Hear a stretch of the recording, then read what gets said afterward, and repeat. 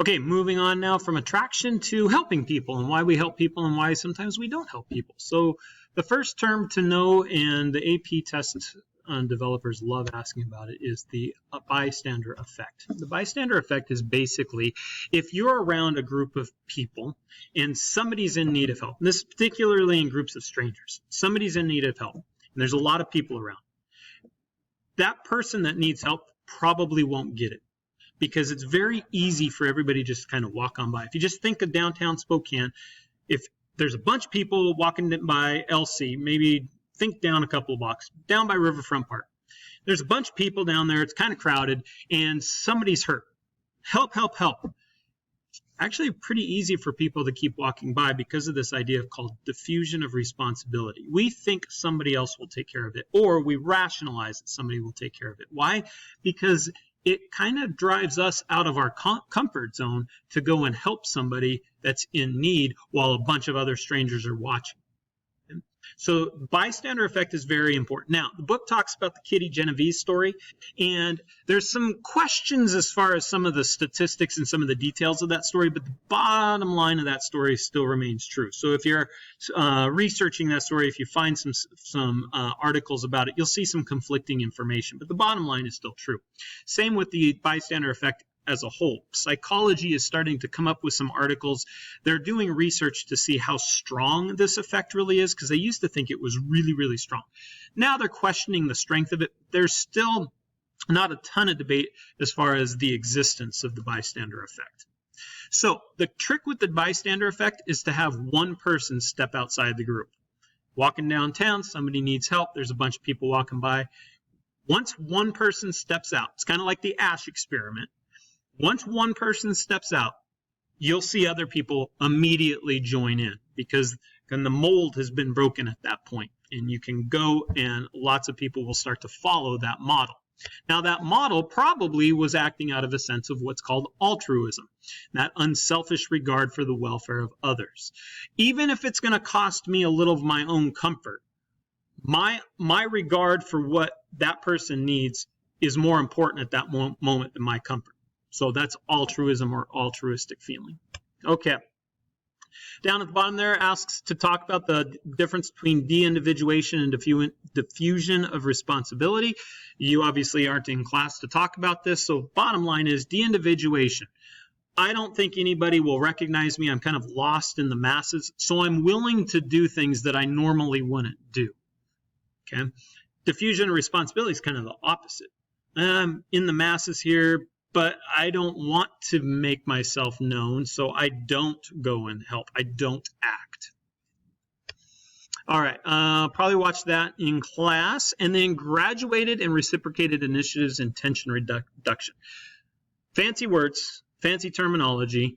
Bottom line, how do you get two very opposing entities to come together? The book talks about the Middle East. I think you could go through in your own minds with our own all the animosity right now between Republicans and Democrats.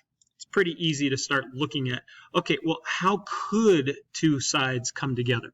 Well, with grit, the three main things are to find mutual interests. What do you both need to accomplish? Kind of like finding superordinate goals. Publicly announce the intent to reduce tensions. Make it public. Now you've said, I want to reduce tension. Now people are going to look to you and say, well, you said you wanted to reduce tension, so what are you going to do about that? And then number 3 is initiate small conciliatory acts.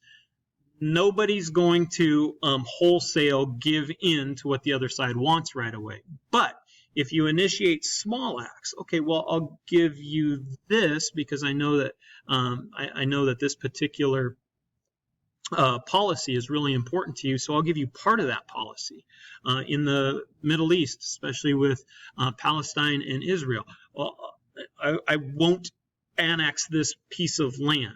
That can be your piece of land. Small conciliatory acts will help reduce tension on a whole. Okay, now there's a bunch of terms on this slide. I'll give you examples for a few of them. The other ones I think speak for themselves. Social exchange theory. So what we do and this kind of goes back to what Mr. Woodard was saying in his video, kind of can become a little bit dark here, because what we want to do is maximize the benefits to ourselves and minimize the cost to ourselves. So if we're watching somebody be bullied here at the school, then, and again, it might not be a conscious thought process, but we might not intervene because the cost might be too much.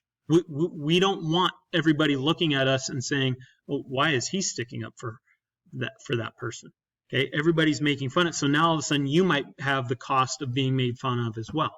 So social exchange theory is we're going to kind of maximize the benefits and minimize the cost. Somebody else might say, I don't care if people make fun of me. I'm jumping in here because it's going to be way more beneficial for both me and the person that's being bullied if I put a stop to this. Okay, social exchange theory. Social trap.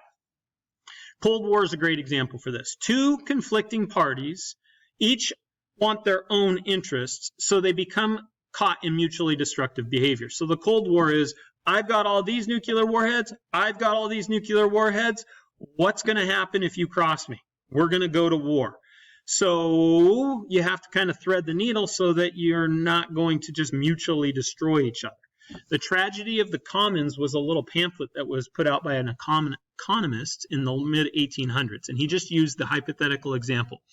In Britain and Ireland, they put parcels of land, and then farmers shared those parcels of land. And you could put a certain number of cattle on that particular piece of land. Well, if one farmer says, the limit is 10, but I'm putting 15 out there, that farmer might actually make more money. Okay, he's going to produce fatter cows, whatever it might be, more milk. Okay, so that person's going to be better off, but the community as a whole might be worse off. So it's this social trap. Are you going to do what's best for you individually, your country individually, at the expense of the whole? Okay, or are you going to sacrifice a little bit in order for the whole to be better off? Environmental discussions hinge on social traps all the time, okay, in global warming and in anything having to do with the environment. The reciprocity norm is great. Expectation that people will help those who have helped them. That's why you get free mailing labels in the mail. So a charitable organization will send you all the return address labels for your own return address labels, because then the thought is you'll feel like, well, shoot, they gave me those return addresses. I can give them $5-10. Okay. Free samples at Costco, great example. Okay. So we are given something, and so it's a little bit of that guilt, right? We're given something, so we kind of feel guilty and we have to give back. We have to reciprocate what has been given to us. Social responsibility norm takes care of itself. And then mirror image perceptions. Two conflicting views. Two people are fighting, so they have opposite perspectives on a particular issue. The mirror image comes in as they both see each other as wrong, and so they both see each other as being the bad person, while they see themselves as being the good person.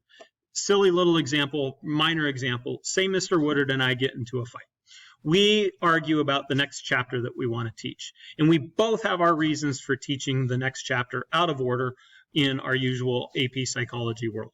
Well, if we're kind of battling it out, we might lose sight of the other person's perspective and start to see them as the bad guy. But we're both seeing each other as the bad guy, and we're both seeing ourselves as the good guy.